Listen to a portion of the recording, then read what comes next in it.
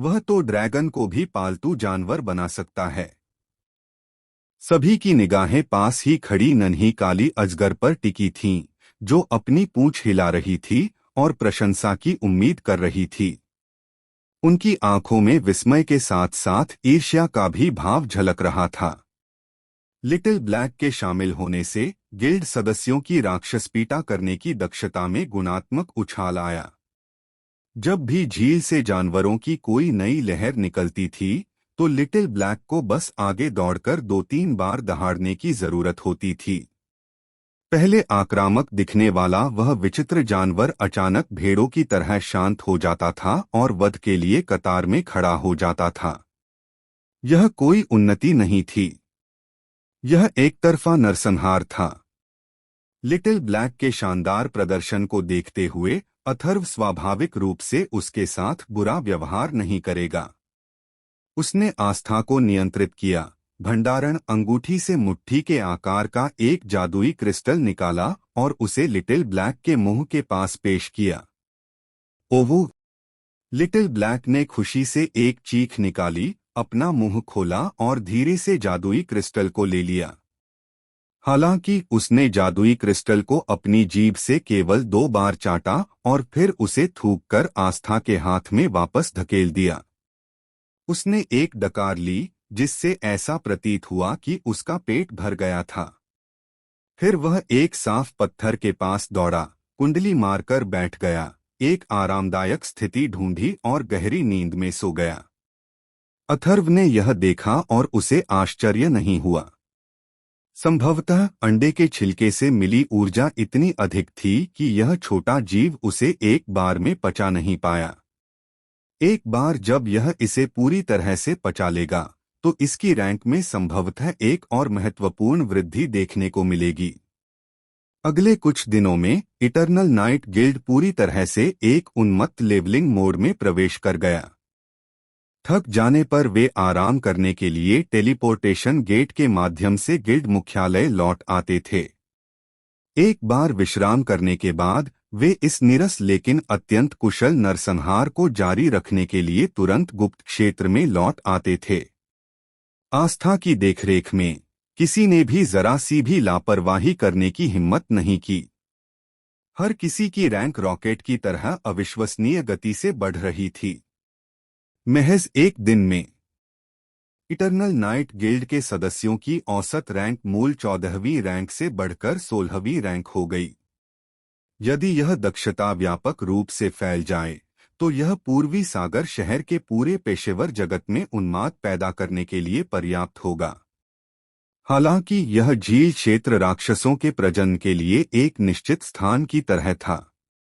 जब भी गिल्ड के सदस्य किनारे पर मौजूद विचित्र जानवर को खदेड़ देते थे, जैसे ही वे झील के थोड़ा करीब आते थे, विचित्र जानवरों का एक नया बड़ा समूह गहरे हरे रंग के झील के पानी से बाहर निकल आता था। अनंत! इसका यह भी अर्थ था कि अथर्व को अभी भी यह नहीं पता था कि झील के केंद्र में चमकती हुई सुनहरी वस्तु क्या थी। उसने जल्दबाजी में जांच के लिए क्लोन भेजने की हिम्मत नहीं की। कौन जानता था कि उस अथाह झील के पानी में कोई भयानक अस्तित्व छिपा हो जिसे लिटिल ब्लैक भी दबा न सके। जहां गिल्ड के सदस्य अपने कौशल को निखारने में व्यस्त थे, वहीं अथर्व स्वयं भी निष्क्रिय नहीं थे। उसने तुरंत आस्था से भूमिगत ब्लैक मार्केट के माध्यम से ऊंची कीमत पर एक स्ट्रेंज बीस्ट कॉन्ट्रैक्ट खरीदने को कहा।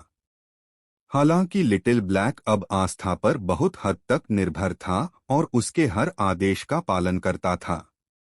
लेकिन आखिर एक अजीब जानवर तो अजीब जानवर ही होता है।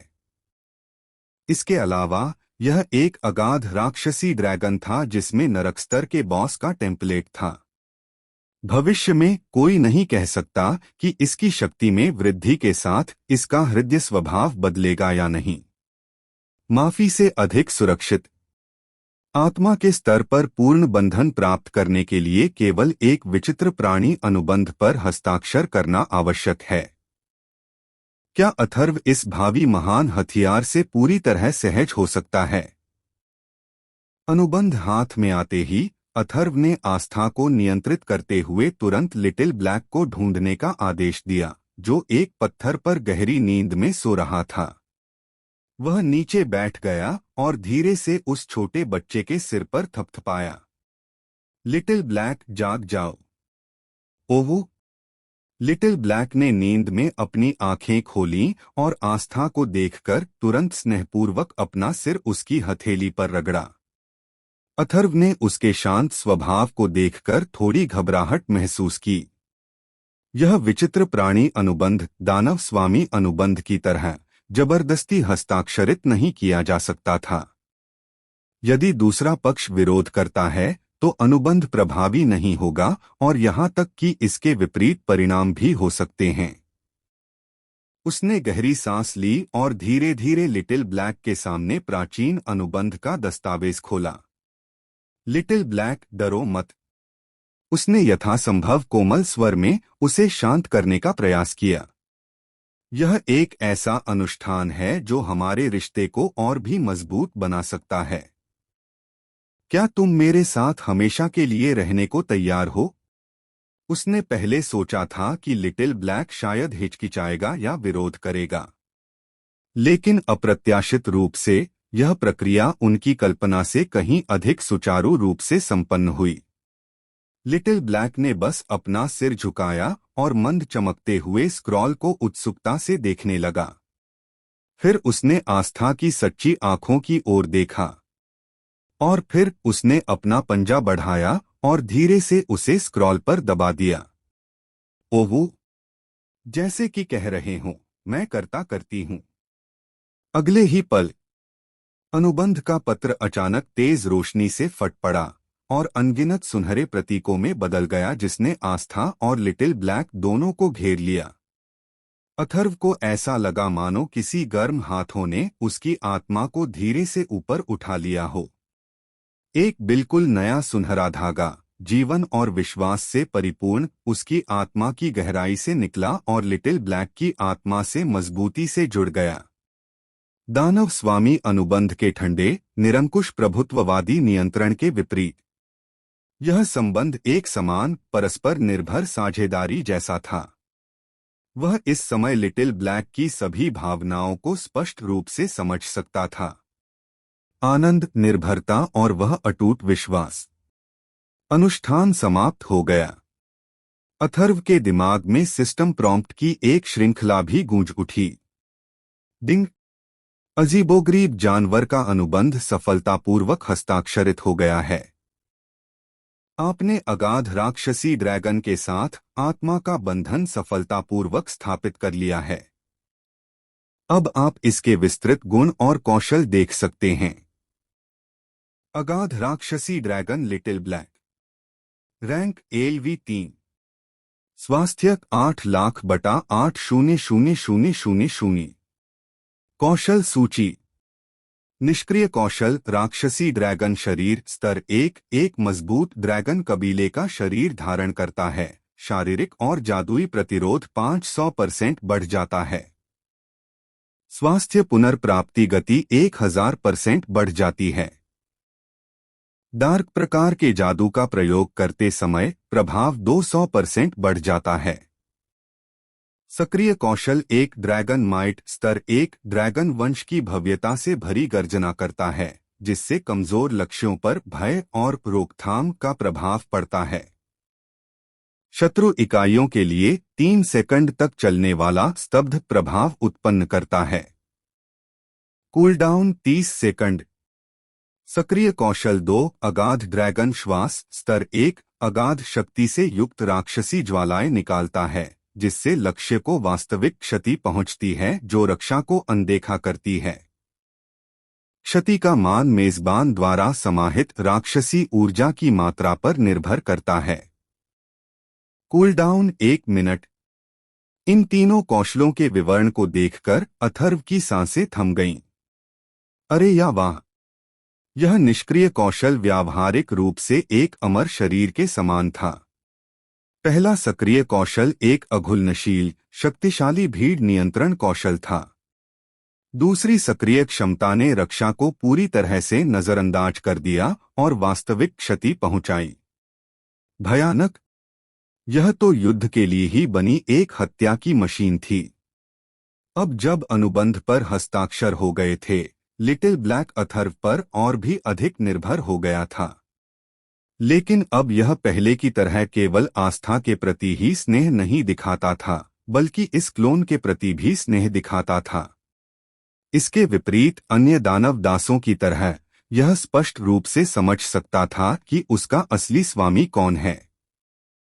चाहे कोई भी क्लोन हो, अगर अथर्व की आत्मा उसमें समाहित होती तो वह उस क्लोन के प्रति बिना किसी शर्त के स्नेह प्रदर्शित करती।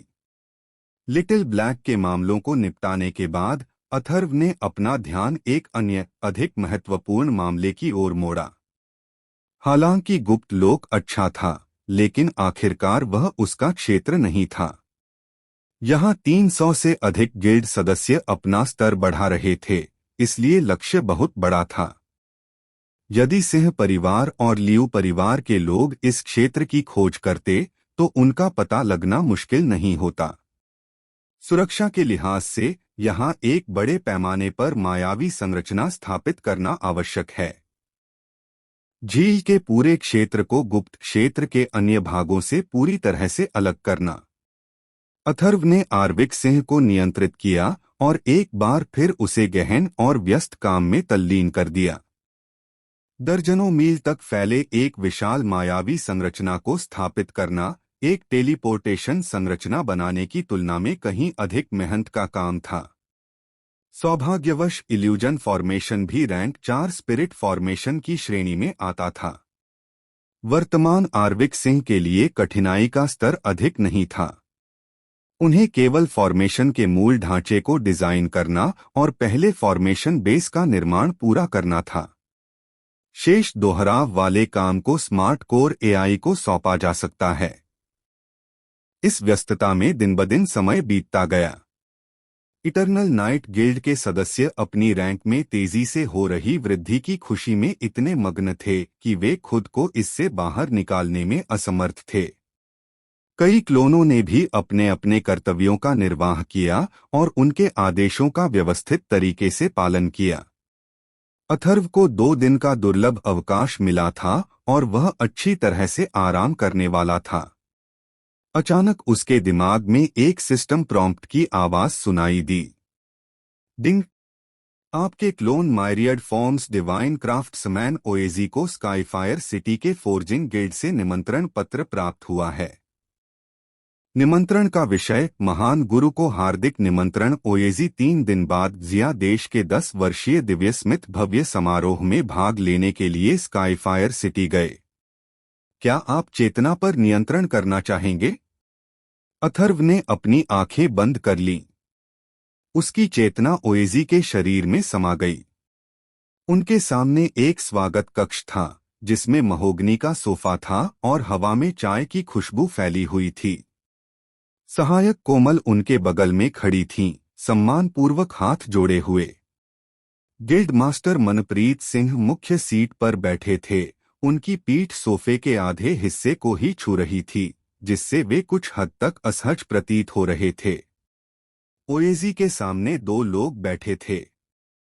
उनमें से एक अधेड़ उम्र का आदमी था, जिसने अच्छी तरह से फिट होने वाला ग्रे रंग का झोंगशान सूट पहना हुआ था। उसका चेहरा परिष्कृत था और उसकी नाक पर सोने के फ्रेम वाला चश्मा लगा हुआ था।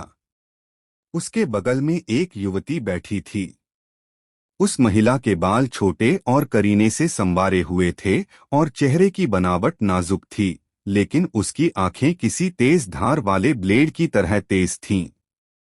उसने काले रंग का, शरीर से चिपका हुआ लड़ाकू सूट पहना था, जो उसकी सुडौल आकृति को पूरी तरह से उभार रहा था, और उसके पैर एक अनौपचारिक मुद्रा में क्रॉस किए हुए थे। फिर भी एक ऐसी दूरी का भाव झलक रहा था जो दूसरों को उससे दूरी बनाए रखने की चेतावनी दे रहा था। क्या कहते हो महान गुरुजी ओएजी? क्या आपने अपना मन बना लिया है? उस महिला ने पहले बात की। उसकी आवाज स्पष्ट थी, लेकिन उसमें तिरस्कारपूर्ण और जांच परख का भाव था। दिव्य स्मिथ का भव्य समारोह ऐसा आयोजन नहीं है जिसमें हर कोई भाग ले सके। यह इसलिए भी है क्योंकि हमारे शिक्षक आपकी प्रतिभा को महत्व देते हैं, इसलिए उन्होंने आपको यह अवसर देने के लिए अपवाद बनाया। अथर्व ने तुरंत कुछ नहीं कहा। उसने अपनी आंखें बंद कर लीं और तेजी से ओएजी की उस दौर की यादों को साझा करने लगा। उन यादों का पहला हिस्सा दोहरावपूर्ण, नीरस जाली काम करने के दिनों का था। आज सुबह ही गिल्ड मास्टर मनप्रीत सिंह ने घबराते हुए उनसे संपर्क किया। उन्होंने कहा कि तियानहो सिटी फोर्जिंग एसोसिएशन का एक विशेष दूत आया था, जिसने विशेष रूप से उनसे मिलने का अनुरोध किया था। यह तथाकथित दिव्य लोहार भव्य समारोह एस रैंक के आदिम आत्मा मो किंगहाई की स्मृति में स्थापित किया गया था। दिव्य शिल्पकार जो 100 साल पहले रहते थे। उन दिनों जिया देश में अनगिनत उत्कृष्ट श्रेणी के उपकरण केवल इसी शीर्ष स्तर के दिव्य शिल्पकार के अस्तित्व के कारण ही अस्तित्व में आए। इनमें से कई उच्च श्रेणी के उपकरण आज भी शीर्ष शक्ति केंद्रों के बीच प्रचलन में हैं। मो किंगहाई स्काईफायर सिटी से थे। आज स्काईफायर सिटी जिया देश के अनगिनत लोहारों के दिलों में एक पवित्र भूमि बन गई है। हर 10 साल में स्काईफायर सिटी में एक दिव्य स्मिथ भव्य समारोह आयोजित किया जाता है। एक ओर यह पूरे जिया देश के लोहारों को विचारों का आदान प्रदान करने और प्रतिस्पर्धा करने के लिए एक मंच प्रदान करता है। दूसरी ओर यह स्काईफायर सिटी के आधिकारिक अधिकारियों द्वारा आयोजित लोहारों की प्रतियोगिता है। इस प्रतियोगिता में अपनी अलग पहचान बनाना और एक ही लड़ाई में प्रसिद्धि हासिल करना अनगिनत लोहारों का जीवन भर का सपना होता है। इतना ही नहीं, प्रतियोगिता के लिए दिए जाने वाले पुरस्कार भी बेहद आकर्षक हैं। विजेता को पुरस्कार के रूप में कम से कम एक उत्कृष्ट श्रेणी के उपकरण का खाका तो मिलता ही है। बेशक जिन लोगों को निमंत्रण मिलता है वे सभी लोहार होते हैं जिन्होंने अपने अपने क्षेत्रों में कुछ ख्याति प्राप्त की होती है।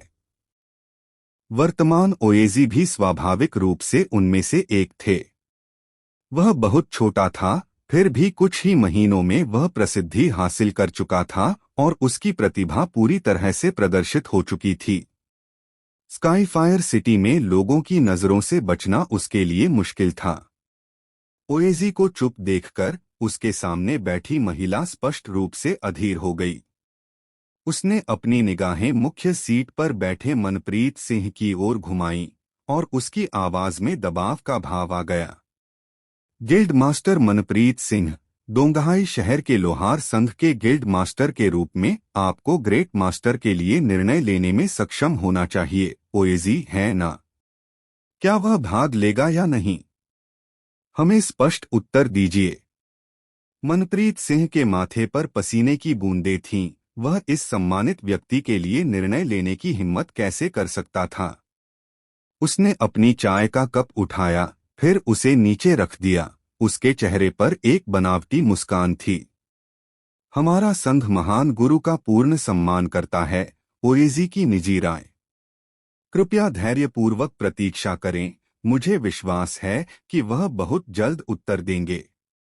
महिला ने अपनी बाहों को अपनी छाती पर बांध लिया और अपनी उंगलियों से अपनी बाह को हल्के से थपथपाने लगी।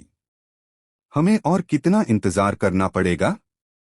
हम पहले ही आधे घंटे से ज्यादा इंतजार कर चुके हैं। अंततः हम आपके महान गुरु से मिलने में सफल रहे, ओएजी। लेकिन वह यहाँ काफी देर से बैठा है, एक शब्द भी नहीं बोल पा रहा है। अगर जल्द ही कोई जवाब नहीं मिला तो हमारा धैर्य भी खत्म हो जाएगा। लेकिन ठीक उसी समय ओएजी को नियंत्रित करते हुए अथर्व ने धीरे धीरे अपनी आंखें खोलीं। उसने शांत भाव से अपने सामने बैठी महिला की ओर देखा। उसकी आवाज में कोई भाव नहीं था। आपको इंतजार करने की जरूरत नहीं है। मुझे इस तथाकथित डिवाइन स्मिथ ग्रैंड सेरेमनी में कोई दिलचस्पी नहीं है। क्या? उस महिला की तेज निगाहें सिकुड़ गईं, उसे लगभग लगा कि उसने गलत सुना है। आप भाग नहीं ले रहे हैं? अथर्व ने दृढ़ स्वर में सिर हिलाया। यह सही है। मेरे पास न तो समय है और न ही रुचि। ओएजी वाकई बहुत व्यस्त थे। हाल ही में गुप्त लोक में शौर्य और कृष्ण ने 30 से अधिक स्तर की कई दुर्लभ सामग्रियां और उपकरण ब्लूप्रिंट प्राप्त किए थे। उनके उपकरणों को अपग्रेड करने की बहुत जरूरत थी। इन सब कामों को पूरा करने के बाद उन्हें इटर्नल नाइट गिल्ड के भाइयों के लिए मानक उपकरणों का एक बैच तैयार करने के लिए भी समय निकालना पड़ा। वह लट्टू की तरह व्यस्त था। उनके पास किसी झंझट भरे डिवाइन स्मिथ ग्रैंड सेरेमनी में शामिल होने का खाली समय कैसे हो सकता है? सामने बैठे अधेड़ उम्र के व्यक्ति के चेहरे पर भी आश्चर्य के भाव दिखाई दिए। उन्होंने सोने के फ्रेम वाले चश्मे को नाक पर ऊपर की ओर सरकाया और कोमल स्वर में सलाह दी। महान गुरु ओएजी, आपको इस पर पुनर्विचार करना चाहिए। सच कहूं तो हमारे शिक्षक मो जुआनिये को आप में बहुत दिलचस्पी है। यदि आप भाग लेने के इच्छुक हैं तो आपको जुआनिये के निजी शिष्य बनने का अवसर भी मिल सकता है। जब अथर्व ने यह सुना तो उसे हंसी आ गई। मो शुआनिये, मो किंगहाई का जैविक पोता। वह आज के जिया देश में सबसे प्रतिष्ठित फोर्जिंग ग्रैंडमास्टर भी थे। दुर्भाग्यवश बाघ से कुत्ता पैदा होता है। इस ग्रैंडमास्टर मो ने अभी तक एक भी उत्कृष्ट दर्जे का उपकरण नहीं बनाया है। उसने बहुत पहले ही अपने दादा को अपमानित कर दिया था और वह उसे, जो एसएस रैंक का असंख्य रूपों का दिव्य शिल्पकार था, अपना निजी शिष्य बनाना चाहता था। क्या उनके पास आवश्यक योग्यताएं थीं? अथर्व ने एक बार फिर अपना सिर हिलाया। उसके लहजे में थोड़ी सी उदासीनता झलक रही थी। मैंने कहा, मुझे लोहारों की प्रतियोगिता में कोई दिलचस्पी नहीं है और न ही मुझे आपके गुरु का शिष्य बनने में कोई रुचि है। कृपया जाए। यह सुनकर महिला का चेहरा एकदम ठंडा पड़ गया। वह गुस्से में सोफे से उठी और एक ठंडी फुफकार छोड़ी। वाह, क्या महान गुरु हैं ओएजी। कितना घमंड भरा रवैया है। चूंकि वह इसकी कदर नहीं करता, इसलिए हमें यहां अपनी बात बर्बाद करने की जरूरत नहीं है। चाचा तियान, चलिए चलते हैं। अंकल तियान के नाम से जाने जाने वाले अधेड़ उम्र के व्यक्ति ने असहाय होकर आह भरी। वह भी खड़ा हो गया और मनप्रीत सिंह को विदाई देते हुए हल्के से सिर हिलाया। दोनों मुड़े और दरवाजे की ओर चल पड़े। ठीक उसी समय जब उनके हाथ दरवाजे के हैंडल को छूने ही वाले थे, अथर्व के दिमाग में अचानक एक ठंडी सिस्टम प्रॉम्प्ट की आवाज गूंजी। डिंग। चैलेंज मिशन शुरू हो गया। मिशन का नाम, दिव्य शिल्पकार का नाम। लक्ष्य, इस डिवाइन स्मिथ ग्रैंड सेरेमनी की लोहारों की प्रतियोगिता में चैंपियनशिप जीतना। मिशन पुरस्कार, प्रोफेशन और ड्रॉ चांस x1। अथर्व के चेहरे पर जो शांत भाव थे वे पल भर में जम गए। उसके होठों का कोना अनियंत्रित रूप से फड़कने लगा। इस घटिया सिस्टम ने तो मुझे धोखा ही दे दिया। मैंने बस इतना कहा कि मैं भाग नहीं लूंगा और फिर तुरंत ही एक चैलेंज मिशन जारी कर दिया गया। क्या यह सीधे सीधे मेरे मुंह पर तमाचा मारने जैसा नहीं है? एक पल इंतजार करें। उनके पीछे से एक आवाज आई। जो दोनों जाने ही वाले थे, उन्होंने अपने कदम रोक दिए।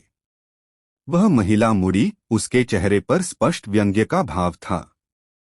क्या क्या महान गुरु हैं ओएजी? क्या वह फिर से अपना मन बदल रहा है? ओएजी को नियंत्रित करते हुए अथर्व धीरे धीरे सोफे से उठ खड़ा हुआ। उनके चेहरे पर कोई भाव नहीं झलक रहा था। उन्होंने बस शांत भाव से कहा, मैंने अभी अभी लापरवाही बरती। मैं डिवाइन स्मिथ ग्रैंड सेरेमनी में भाग लूंगा। महिला के चेहरे पर व्यंग्य का भाव और गहरा हो गया। अरे, क्या आपने अभी अभी यह नहीं कहा था कि आपको इसमें दिलचस्पी नहीं है? क्या अब तुमने अपना मन बदल लिया है? मैं आपको बता दूं, हमारे स्काईफायर सिटी गिल्ड का निमंत्रण ऐसी चीज नहीं है जिसे आप अपनी मर्जी से स्वीकार या अस्वीकार कर सकें। उसके बगल में बैठे अंकल तियान ने जल्दी से उसकी आस्तीन खींची और उसे कम बोलने का इशारा किया। उसने अपना सिर घुमाया और उसके चेहरे पर एक हल्की सी मुस्कान लौट आई। हे, वो तो बस एक बच्ची है, बातें नहीं समझती। महान गुरुजी ओएजी को जरूर मजा आ रहा होगा। चूंकि महान गुरु भाग लेने के इच्छुक हैं, इसलिए यह स्वाभाविक रूप से सर्वोत्तम है। यह हमारे तियानहुओ सिटी फोर्जिंग एसोसिएशन का विशेष निमंत्रण है। कृपया इसे सुरक्षित रखें, महान गुरुजी। उसने अपनी गर्भवती महिला के हाथों से लाल सुनहरे रंग की धातु से बना एक कार्ड निकाला और दोनों हाथों से उसे सौंप दिया। अथर्व ने हाथ बढ़ाया और उसे ले लिया। कार्ड छूने पर गर्म महसूस हुआ और उस पर जटिल ज्वालाओं के पैटर्न उकेरे गए थे। 3 दिन में स्काईफायर सिटी में मिलते हैं। अंकल तियान के बोलने के बाद उन्होंने अभी भी कुछ हद तक असंतुष्ट महिला को खींचा और जल्दी से चले गए। स्वागत कक्ष के अंदर फिर से शांति छा गई। गिल्ड मास्टर मनप्रीत सिंह ने राहत की एक लंबी सांस ली। उनका पूरा शरीर शिथिल हो गया। वह ओएजी की ओर बढ़ा। उसके चेहरे पर चापलूसी भरी मुस्कान थी। महान गुरु ओएजी, तुमने मुझे अभी अभी सच में डरा दिया। मुझे लगा था कि तुम सच में नहीं जा रहे हो। उसने अपने हाथों को रगड़ा। उसके चेहरे पर गर्व का भाव था। यह है डिवाइन स्मिथ ग्रैंड सेरेमनी, एक भव्य आयोजन जो हर 10 साल में एक बार होता है। अगर आप वहां चैंपियनशिप जीत लेते हैं तो हमारे डोंगहाई शहर के लोहार संघ का नाम पूरी तरह से स्थापित हो जाएगा। अथर्व ने बिना कुछ बोले उसकी ओर एक नजर डाली। उसने लाल सुनहरे रंग के निमंत्रण कार्ड को लापरवाही से मेज पर फेंक दिया। फिर वह मुड़ा और अपने विशेष गढ़ाई कक्ष की ओर चल पड़ा। वह अब चुपचाप लोहे के कुछ टुकड़े गढ़ना चाहता था। व्यवस्था द्वारा धोखा दिए जाने के बाद अपनी निराशा को व्यक्त करने के लिए, पेशे के पुरस्कार क्षेत्र के लिए। अथर्व के पास नाक बंद करके ओएजी के लिए स्काईफायर सिटी की यात्रा की व्यवस्था करने के अलावा कोई विकल्प नहीं था। डोंगहाई शहर के लोहार संघ के अध्यक्ष मनप्रीत सिंह ने इस मामले को अकल्पनीय स्तर का महत्व दिया। जिस दिन प्रस्थान हुआ उस दिन उन्होंने न केवल स्वयं ओएजी को कार तक छोड़ने का काम किया, उन्होंने विशेष रूप से 15 पेशेवरों की एक टीम की व्यवस्था भी की थी जो पूरी यात्रा के दौरान कार को एस्कॉर्ट करेगी। इस एस्कॉर्ट टीम की संरचना काफी प्रभावशाली थी। उनकी औसत रैंक 25 से ऊपर थी और नेता 30वीं रैंक का एक क्लास प्रोफेशनल था। अथर्व ने भी अपनी ओर से क्रिश को ओएजी के निजी अंगरक्षक के रूप में भेजा था। ओएजी के इस क्लोन की मृत्यु होने पर उसे पुनर्जीवित किया जा सकता है। हालांकि एक कुशल लोहार के रूप में उनकी पहचान, जिसे उन्होंने इतने लंबे समय तक अथक परिश्रम से विकसित किया था, खोई नहीं जा सकती थी। सावधानी बरतना हमेशा बेहतर होता है। भव्य जुलूस के रूप में प्रदर्शित काफिला ईस्ट सी सिटी से रवाना हुआ। कार के अंदर सहायक कोमल ने स्टीयरिंग व्हील पकड़ रखा था। उसका चेहरा एकाग्रता से भरा हुआ था। क्रिश एक शांत लोहे की मीनार की तरह ओएजी के बगल में बैठा था, ध्यान में आंखें बंद किए हुए। कोमल ने रियरव्यू मिरर के माध्यम से क्रिश को ध्यानपूर्वक देखा। वह आदमी केवल अपनी आंखें टिकाए हुए था, फिर भी उसे ऐसा लगा जैसे कार के अंदर की हवा जम गई हो। ऐसा लग रहा था मानो कोई आदिम जानवर जो खाने के लिए तैयार हो पिछली सीट पर सो रहा हो। क्या यह व्यक्ति महान गुरु का अंगरक्षक है? ओएजी मिल गया। कोमल असमंजस में थी। वह ओएजी के साथ सबसे लंबे समय तक रही थी और महान गुरु के स्वभाव को सबसे अच्छी तरह जानती थी। वह दिन भर घर के अंदर ही रहा। आराम करने के अलावा वह कुछ गढ़ने का काम भी कर रहा था। उनका सामाजिक दायरा बेहद छोटा था। उनके और चेयरमैन मनप्रीत सिंह के अलावा उनके लगभग कोई सामाजिक संपर्क नहीं थे। उसे इतना भयानक और शक्तिशाली दोस्त कहाँ से मिला? जैसे ही कोमल विचारों में खोई हुई थी, तभी पीछे की सीट पर झपकी ले रहा कृष अचानक अपनी आंखें खोल बैठा। उसकी दोहरी पुतलियों में मानो बिजली चमक रही थी। उसने कोमल की ओर ठंडी निगाहों से देखा। हम्फ! एक ठंडी फुफकार मानो किसी भारी हथौड़े से लगी हो कोमल के दिल पर प्रहार कर गई। वह भय से कांप उठी। उसका छोटा सा चेहरा पल भर में पीला पड़ गया और उसने जल्दी से अपनी निगाहें हटा लीं। अब झांकने की हिम्मत नहीं कर रही थी। यह आदमी कितना खूंखार है। कोमल की निरंतर आशंका के बीच समय धीरे धीरे बीतता गया।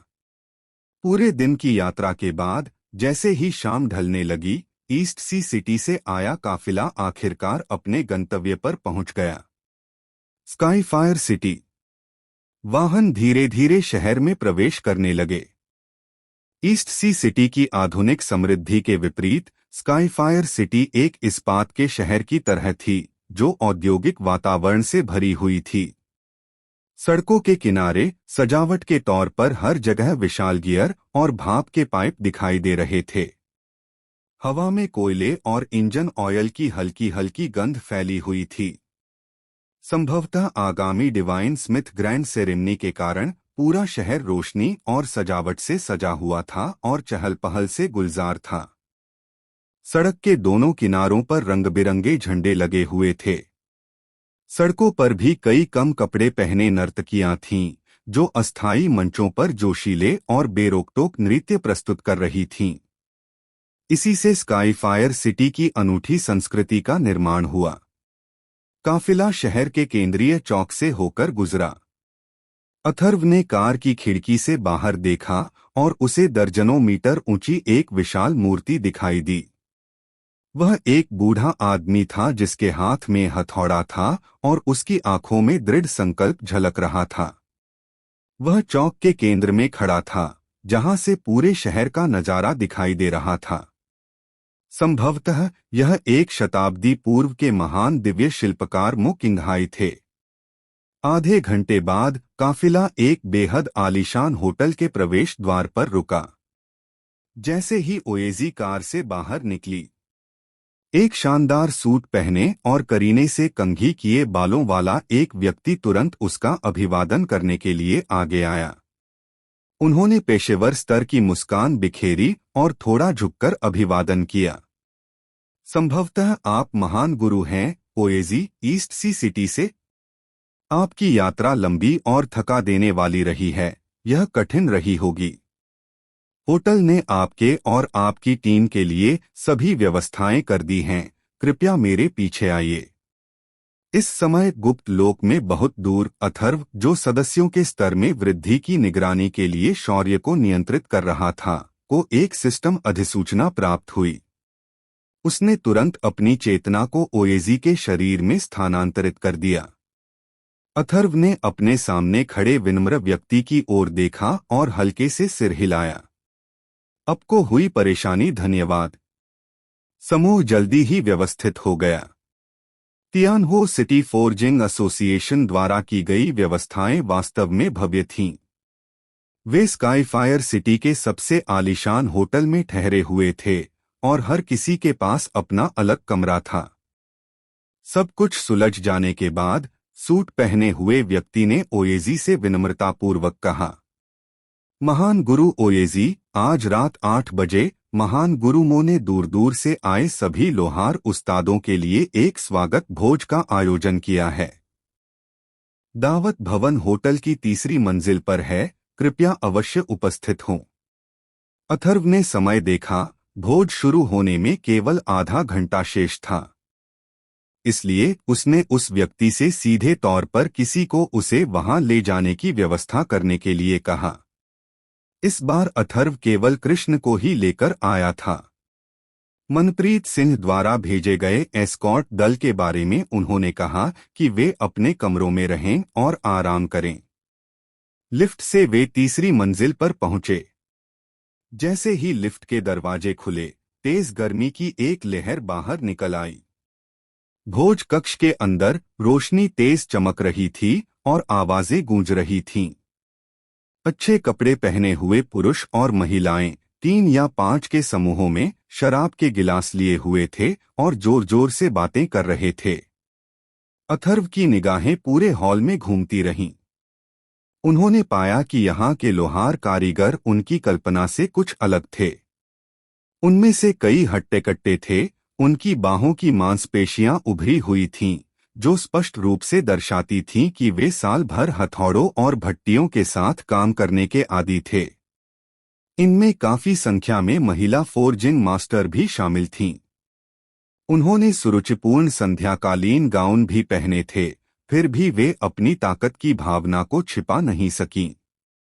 उनकी कांस्य रंग की त्वचा और सुगठित मांसपेशियों की बनावट शाम के गाउन के साथ मिलकर न केवल सौंदर्य की दृष्टि से बेमानी थी, बल्कि एक अजीब असंगति का भाव भी व्यक्त करती थी। अथर्व ने चुपचाप ओएजी को नियंत्रित करते हुए उसे कार्यक्रम स्थल के अंदर जाने के लिए प्रेरित किया। उसने लापरवाही से एक खाली कोना ढूंढा और बैठ गया, जबकि कृष एक द्वारपाल देवता की तरह चुपचाप उसके पीछे खड़ा रहा। ओएजी संभवतः ईस्ट सी सिटी क्षेत्र में कुछ हद तक प्रसिद्ध रहा होगा, लेकिन महान गुरुओं से भरे इस भोज में वह काफी महत्वहीन प्रतीत हो रहा था। उनके एकांत प्रिय स्वभाव के कारण लगभग किसी ने भी उनका असली चेहरा नहीं देखा था। इसलिए जब यह युवक अंदर आया तो उसने किसी का ध्यान आकर्षित नहीं किया। अधिकांश लोगों ने बस यही मान लिया कि वह किसी लोहार उस्ताद का शिष्य था जो यहाँ अपने ज्ञान का विस्तार करने आया था। स्वाभाविक रूप से किसी ने भी उनसे बातचीत करने के लिए सक्रिय रूप से संपर्क नहीं किया। अथर्व को शांति का आनंद लेने में खुशी हुई। उसने जूस का एक गिलास उठाया और अकेले ही उसका स्वाद लेने लगा। महान गुरु ओएजी, आखिरकार तुम आ ही गए।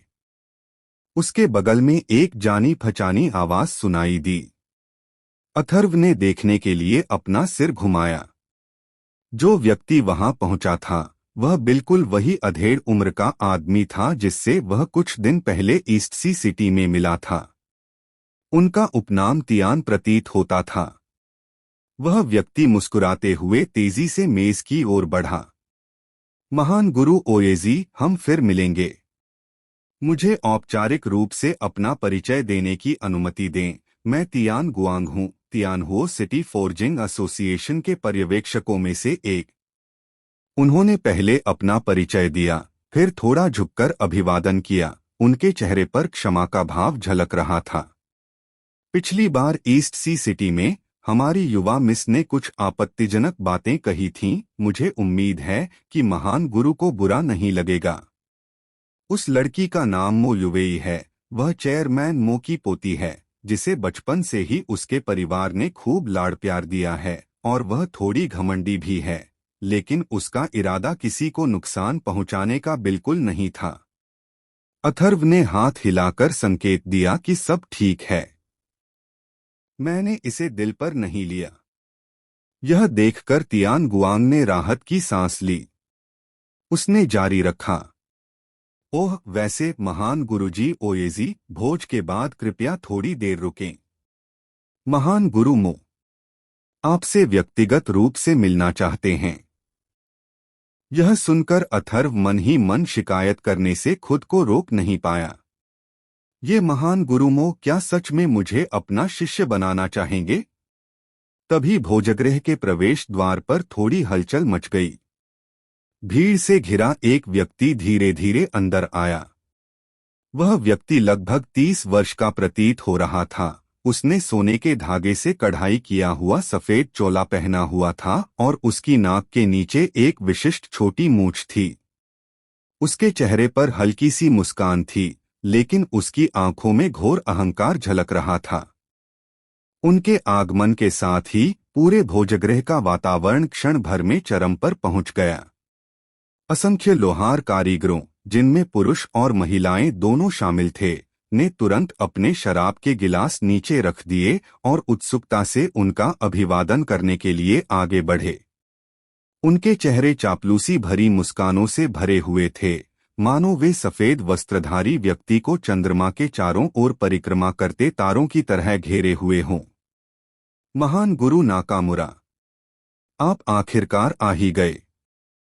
बहुत समय बीत गया है, महान गुरु नाकामुरा, आपका आकर्षण अभी भी बरकरार है। मैंने सुना है कि आपने हाल ही में एक और एपिक रैंक उपकरण सफलतापूर्वक बनाया है। बधाई हो। अथर्व ने यह दृश्य देखा और काफी आश्चर्यचकित होकर अपने बगल में बैठे तियान गुआंग से पूछा, वो कौन है? वो तो बहुत लोकप्रिय है। तियान गुआंग ने उसकी निगाहों का पीछा किया। उसके चेहरे पर एक जटिल भाव था और फिर उसने विनम्रतापूर्वक समझाया, आप ईस्ट सी सिटी में बहुत दूर हैं, इसलिए आप शायद उन्हें अच्छी तरह से नहीं जानते होंगे। यह नकामुरा शिनिचिरो हैं, जो सकुरा देश के सबसे प्रतिभाशाली लोहार हैं, एक एस क्लास पेशेवर, एक दिव्य अग्नि शिल्पकार। अथर्व स्तब्ध रह गया। उसने अनजाने में ही बोल दिया, थोड़ा शैतान। उफ! महान गुरुजी ओएजी, छोटे शैतान का क्या मतलब है? ओएजी को नियंत्रित कर रहे अथर्व ने अपना हाथ हिलाया। इसका कोई मतलब नहीं है। फिर उन्होंने जूस का एक घूंट लिया और बात बदलते हुए कहा, मुरियामा नाम का यह व्यक्ति यहाँ इतना लोकप्रिय क्यों है? उस्मान खान थोड़ा और करीब आया और फुसफुसाते हुए जवाब दिया, महान गुरु, शायद आपको यह पता न हो, यह नाकामुरा राजू साकुरा देश के उस महान दिव्य शिल्पकार दामेश कुमार का निजी शिष्य है। वह हाल ही में आदान प्रदान और अध्ययन के लिए हमारे जिया देश के फोर्जिंग गिल्ड में रहे हैं। यहाँ के कई जालसाजों ने श्री मुरायामा से बातचीत की है और वे उनके जालसाजी कौशल से बहुत प्रभावित हैं। अथर्व ने सहमति में सिर हिलाया। उसकी निगाह एक बार फिर भीड़ के केंद्र पर पड़ी, जहां नाकामुरा राजू घिरा हुआ था, और उसकी आंखों में तिरस्कार का एक संकेत दिखाई दिया। क्या इस तरह गिड़गिड़ाने की वाकई जरूरत है? क्या उनमें से हर एक जालसाज की रीढ़ की हड्डी तक छोड़ रहा है? उस्मान खान ने कड़वी मुस्कान दी। महान गुरु, यह बिल्कुल सही नहीं है। आप कई वर्षों से ईस्ट सी सिटी में रह रहे हैं, इसलिए हो सकता है कि आप बाहरी परिस्थितियों से बहुत परिचित न हों। पिछले कुछ दशकों में हमारे जिया देश की गढ़ाई की दुनिया प्रत्येक पीढ़ी के साथ कमजोर होती गई है, और अब इसमें चेयरमैन मो के युग की महिमा नहीं रही। अब तो पूरे जिया देश में एक भी ऐसा ग्रैंड मास्टर नहीं है जो लगातार पौराणिक स्तर के उपकरण बना सके।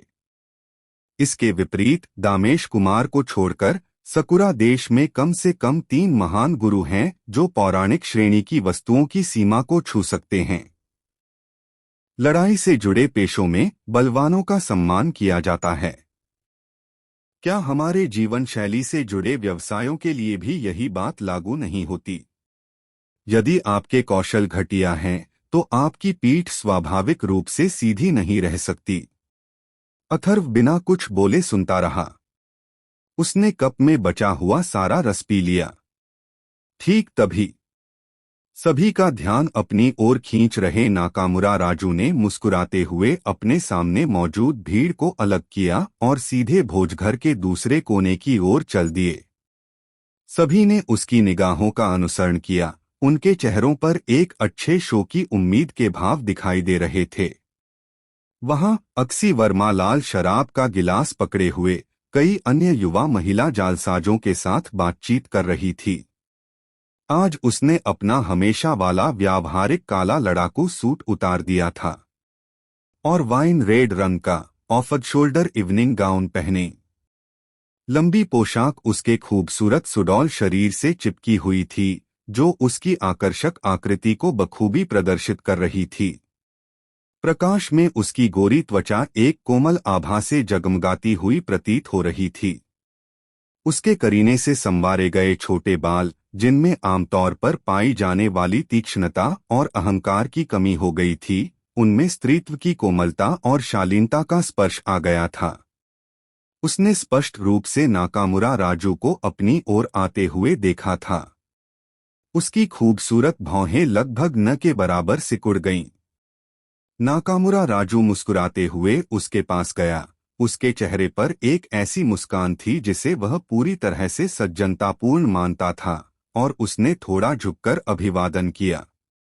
आप यंग मिस होंगी, अक्सी वर्मा, चेयरमैन मो की पोती, मेरा अनुमान है। उनकी चीनी भाषा थोड़ी अटपटी थी, लेकिन उसमें जानबूझकर विकसित किया गया एक आकर्षक व्यक्तित्व झलकता था। मैंने लंबे समय से सुना है कि यंग मिस मो खूबसूरत और आकर्षक हैं, और आज आपको देखकर यह बात वाकई में सही साबित होती है। अक्सी वर्मा ने उसे ठंडी निगाहों से देखा। जाहिर तौर पर उसे इस तरह के प्रस्ताव में कोई दिलचस्पी नहीं थी। क्या आपको किसी चीज की जरूरत है? नाकामुरा राजू को शायद इस तरह की ठंडी प्रतिक्रिया की उम्मीद नहीं थी, और उनके चेहरे की मुस्कान थोड़ी फीकी पड़ गई। लेकिन वह जल्दी ही संभल गया और अपने हाथ में पकड़े शराब के गिलास को ऊपर उठा लिया। कुछ नहीं, बस खूबसूरत युवती के सम्मान में एक टोस्ट देना चाहता था। मुझे आश्चर्य है, यंग मिस मो, क्या आप मुझे यह सम्मान प्रदान करेंगी? अक्सी वर्मा की आंखों में अब घोर घृणा झलक रही थी। मैंने कहा, अगर आपको कुछ कहना है तो सीधे सीधे कह दीजिए। मुझे घुमा फिराकर बात करने वाले लोग बिल्कुल पसंद नहीं हैं। नाकामुरा राजू के चेहरे पर मुस्कान बनाए रखना आखिरकार मुश्किल हो गया। उसने थोड़ा सा शरीर झुकाते हुए एक कदम आगे बढ़ाया, और शराब की एक हल्की सी गंध उसे महसूस हुई।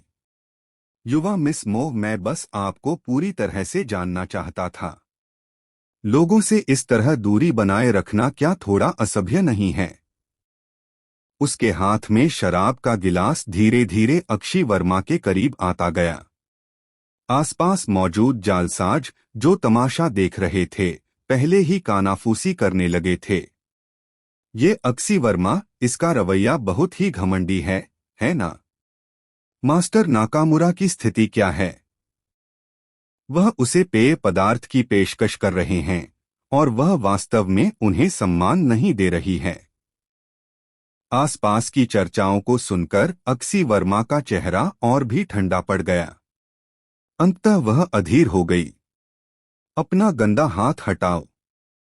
उसने अपना हाथ उठाया और नाकामुरा राजू द्वारा पेश किए गए शराब के गिलास को दूर धकेल दिया। छप छप। गहरे लाल रंग की शराब हवा में एक चाप बनाती हुई आगे बढ़ी। यह सब नाकामुरा राजू के महंगे सफेद वस्त्र पर गिर गया, जिससे उस पर एक बड़ा और भद्दा दाग लग गया। एकदम सन्नाटा छा गया।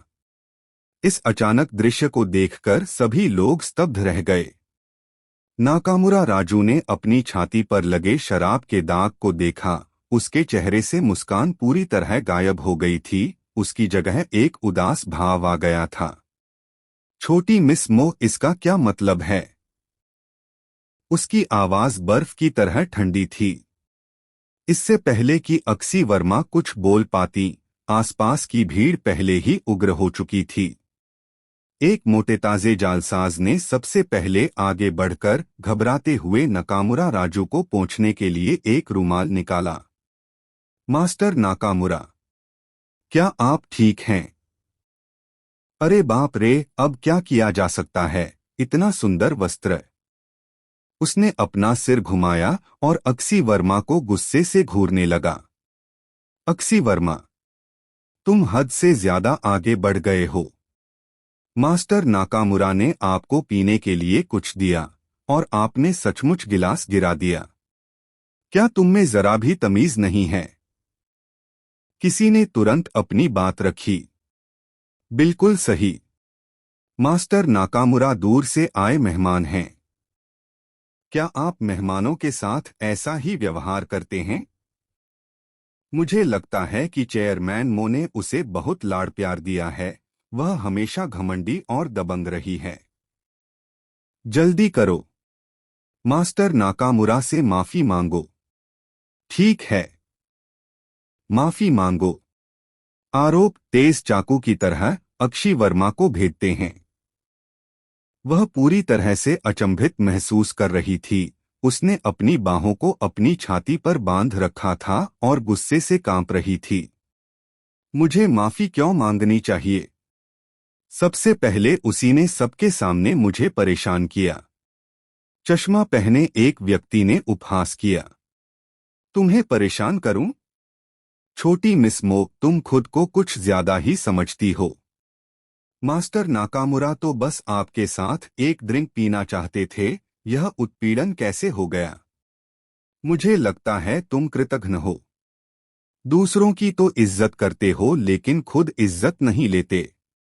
आपने जो किया है वह हमारे जिया देश के जालसाजों के लिए सरासर शर्मिंदगी है। और चेयरमैन मो पर धब्बा है।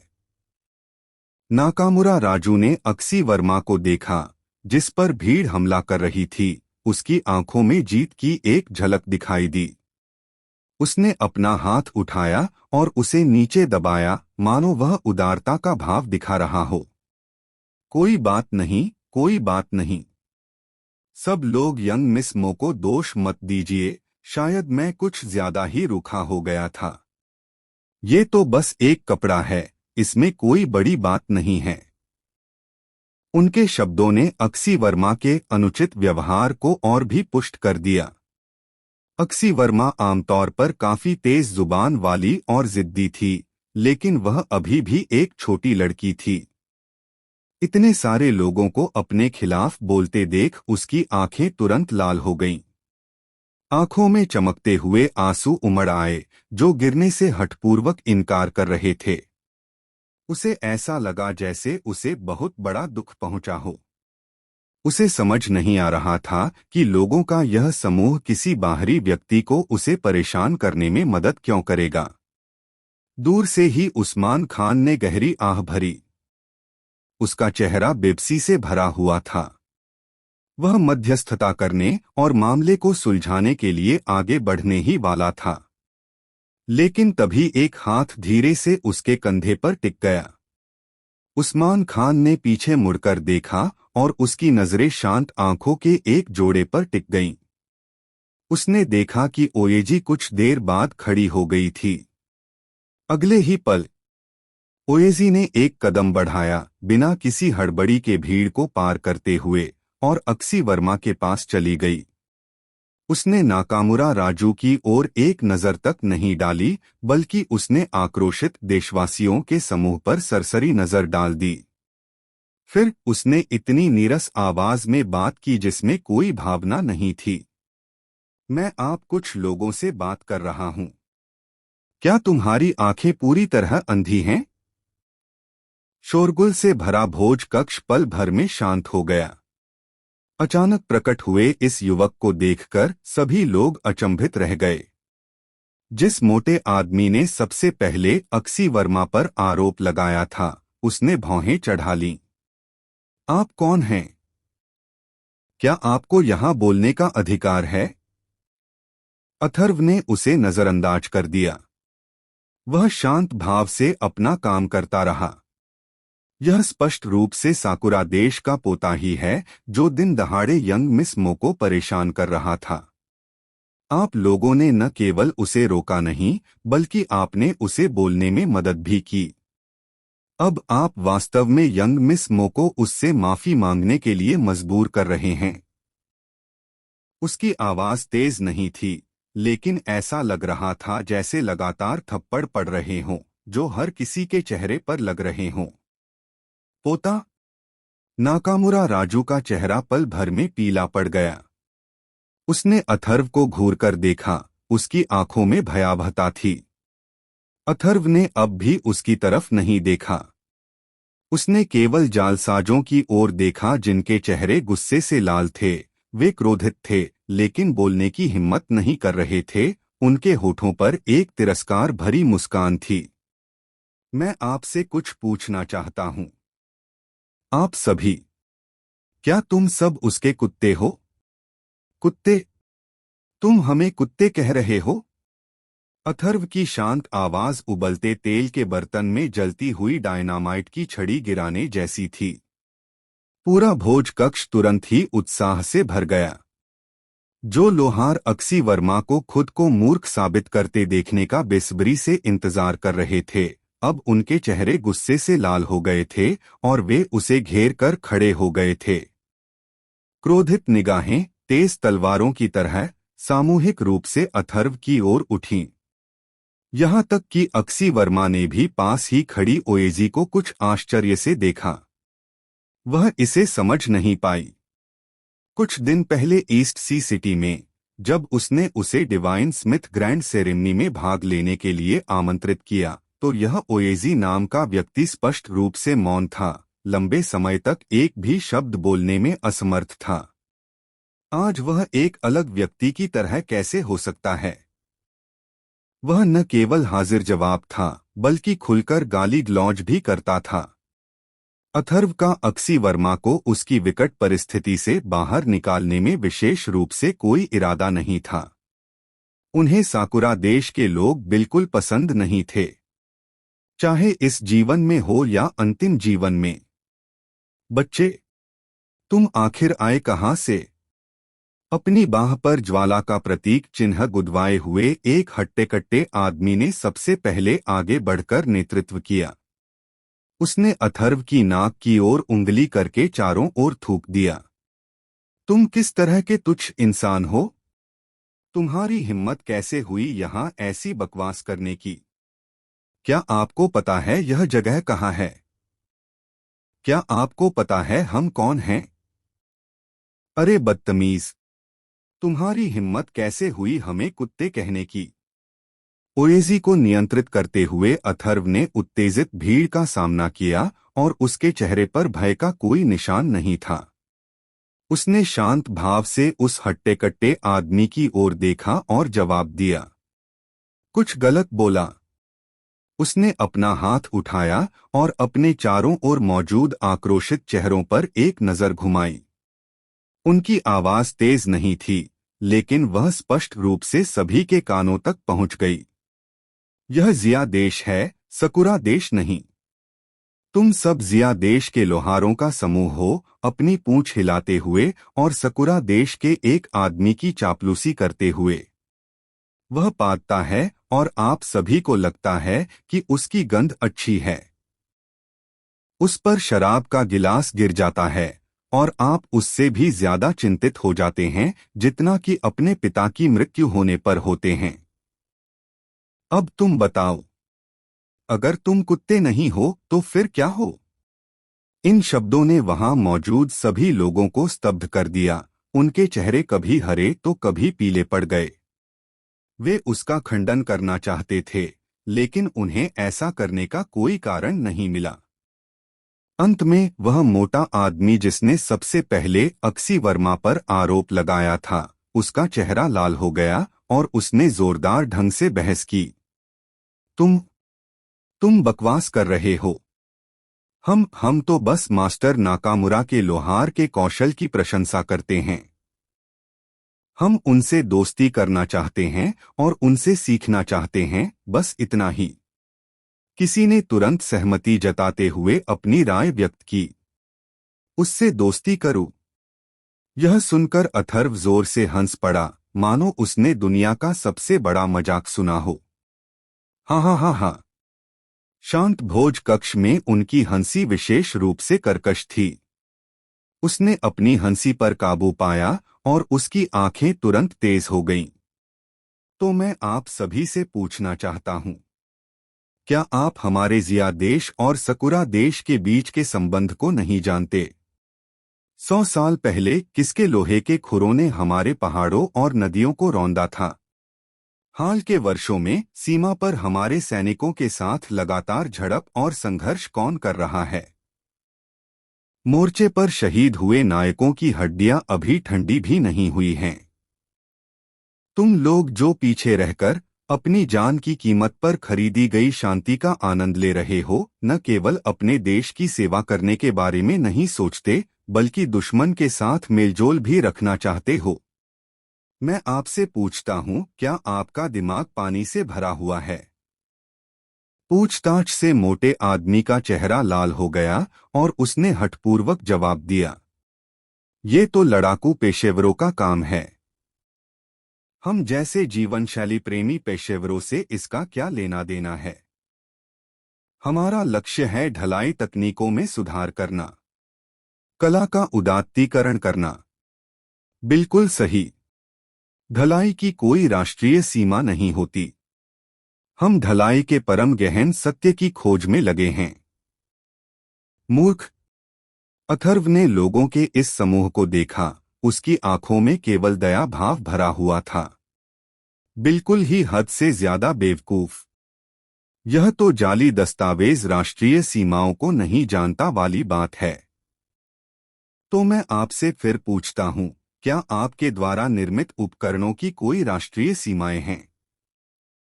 क्या आपके द्वारा स्वयं निर्मित तलवारों का उपयोग शत्रुओं को मार गिराने के लिए किया जाएगा, या आपके अपने ही देशवासियों को?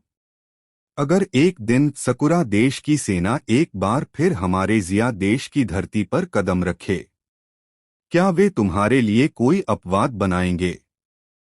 क्योंकि तुम कला का अनुसरण करने वाले लोहार हो और तुम्हारी जान बख्श देंगे। वे तुम्हारे द्वारा बनाए गए हथियारों का इस्तेमाल केवल तुम्हारे प्रियजनों का वध करने के लिए करेंगे, तुम्हारे घरों पर कब्जा करने के लिए। उस समय तुम्हारी तथाकथित कला, तुम्हारा तथाकथित गहन सत्य किस काम का होगा? अथर्व की आवाज एक भव्य घंटी की तरह सभी के दिलों पर गहरा प्रभाव छोड़ गई। कई लोगों ने सहज रूप से अपने सिर नीचे कर लिए, उनकी आंखें इधर-उधर देखने लगीं। किसी ने भी उसकी निगाहों से मिलने की हिम्मत नहीं की। तभी नाकामुरा राजू, जो तमाशा देखते हुए वहीं खड़े थे, आखिरकार आगे बढ़े। उसने अपनी छाती के अस्तव्यस्त कॉलर को ठीक किया और उसके चेहरे पर वह बनावटी मुस्कान फिर से आ गई। महामहिम, कृपया घबराहट न फैलाएं। हम जिया देश में विशेष रूप से अपने दोनों देशों के बीच मैत्रीपूर्ण आदान प्रदान को बढ़ावा देने और अपने संबंधों को बेहतर बनाने के लिए आए हैं। हमारा लक्ष्य शांति और साझा प्रगति है। अथर्व की निगाह अंततः उस पर टिक गई। उनकी आंखों में घोर व्यंग्य झलक रहा था। अरे, दोस्ताना बातचीत? मैंने लंबे समय से सुना है कि आपके सकुरा देश के लोहारों के पास एक अनूठी गढ़ाई विधि है जो उपकरणों की गुणवत्ता को काफी हद तक बढ़ा सकती है। संभवतः उस महान दिव्य शिल्पकार के निजी शिष्य होने के नाते आपने इस गढ़ाई विधि में महारत हासिल कर ली होगी, है ना? यह सुनकर नाकामुरा राजू के चेहरे पर गर्व की झलक दिखाई दी और उसने अपनी ठुड्डी थोड़ी ऊपर उठा ली। सहज रूप में, चूंकि आपने कहा कि आप यहाँ दोस्ताना बातचीत के लिए आए हैं। अथर्व के होठों का कोना एक चंचल चाप में मुड़ गया। तो फिर अब सबके सामने उस अनोखी जाली बनाने की विधि का खुलासा क्यों नहीं करते, ताकि हम जिया देश के लोहार भी साथ मिलकर सीख सकें और प्रगति कर सकें? कैसा रहेगा? नाकामुरा राजू के चेहरे की मुस्कान पल भर में जम गई। उसकी आंखों का भाव बार बार बदलता रहा और अंत में उसने 2 बार खांसा। यह मुझे वास्तव में खेद है।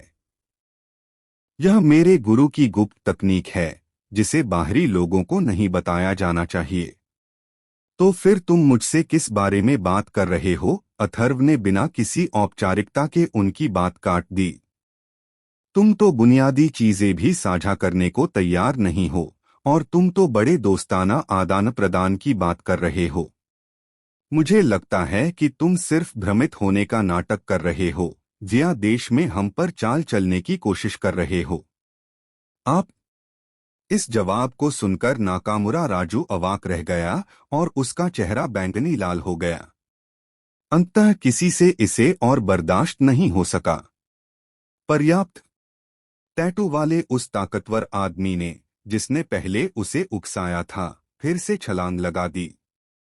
उसने अथर्व की ओर इशारा करते हुए दहाड़ा। अचानक कहीं से प्रकट हुए इस नासमझ बच्चे, तुम तो साफ तौर पर यहां मुसीबत खड़ी करने आए हो। गार्डो, इसे यहां से बाहर निकालो। जैसे ही उसने बोलना समाप्त किया, उसके पीछे काले सूट पहने दो दुबले पतले अंगरक्षक तुरंत बाईं और दाईं ओर से ओयुजी की ओर बढ़े। वे बलवान लोहार द्वारा भारी खर्च पर नियुक्त किए गए पहरेदार थे और उन सभी का पद 25 वर्ष से अधिक था। अपने चेहरों पर ठंडी मुस्कान लिए उन्होंने ओएजी के कंधों को पकड़ने के लिए हाथ बढ़ाया। हालांकि उनके हाथ अभी तक ओएजी के कपड़ों को छू नहीं पाए थे। एक हट्टा-कट्टा व्यक्ति, मानो अचानक प्रकट हुआ हो, ओएजी के सामने खड़ा हो गया। Bang bang. दो धीमी धमकियां। प्रतिक्रिया करने का समय मिलने से पहले ही दुबले पतले दोनों अंगरक्षकों को एक अदम्य बल ने हवा में उछाल दिया। वे दो तोप के गोलों की तरह थे, हवा में चाप बनाते हुए, दर्जनों मीटर की दूरी तय करते हुए भोज कक्ष के दूसरे छोर पर दीवार से जोरदार तरीके से टकराए, फिर जमीन पर लुढ़क गए। उनका भाग्य अज्ञात था। पूरा हॉल सन्नाटे में डूब गया। अचानक ऐसा करने वाले उस व्यक्ति को देखकर सभी लोग अचंभित रह गए। कृष का लंबा कद ओएजी के सामने एक अडिग पर्वत की तरह खड़ा था।